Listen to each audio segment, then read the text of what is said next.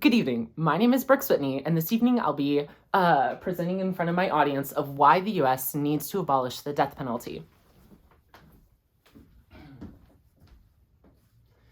Do we as humans have the right to decide the fate of one's livelihood?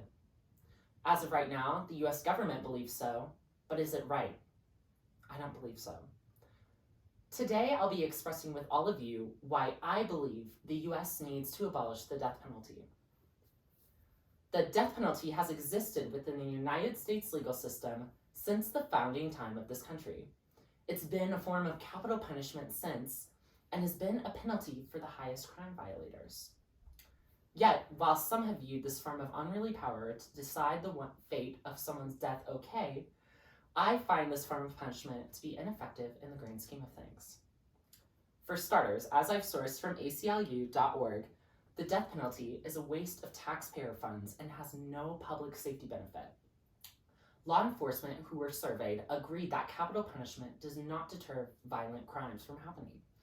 A survey also said that police chiefs nationwide found that they ranked the death penalty lowest among ways to reduce violent crimes. They suggested that the increasing number of police officers, reducing drug abuse, and creating better economy more effective than the death penalty to be happening. Thus, this information expresses that the level of crime will never deplete from this form of punishment.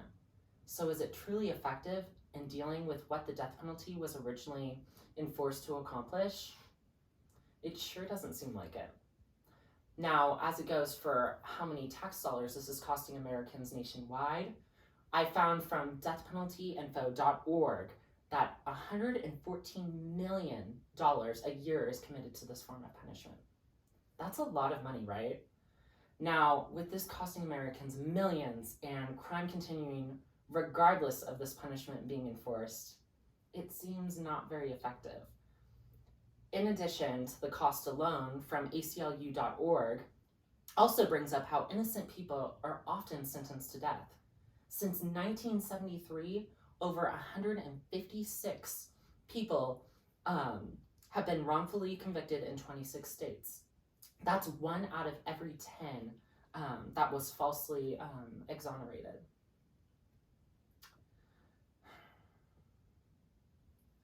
It's unbelievable to think of how many people could have been possibly innocent of a crime and have been put to death. But I'm sure many of you are also thinking, but Brooks, what about the criminals who are purposefully convicted of a crime? Are you showing sympathy for these individuals? On the contrary, I believe that life is far more haunting for these criminals in solitude than to be put to death unwillingly. I believe that also their actions will linger with them until they die. Yet, I'd like to express that abolishing the death penalty isn't a new concept. From ACLU.org, the European countries are far ahead of the United States. I've learned that in the UN, the highest commissioner on the human rights experts have said that they've already taken steps to abolishing the death penalty, even to a UN standard. So, why is the US so far behind? Well, it's time the United States ends this barbaric form of punishment once and for all. We must finally take steps in understanding how this punishment is simply ineffective compared to other forms of punishment that our country could be compensating with. So I hope with what I've shared with all of you today that it's opened your eyes to a different perspective and why the death penalty is ineffective in the grand scheme of things. Furthermore, I'd like to leave you with this quote from Dr. Martin Luther King Jr. "Returning violence with violence multiplies violence, adding deeper darkness to a night already divided in stars." Thank you.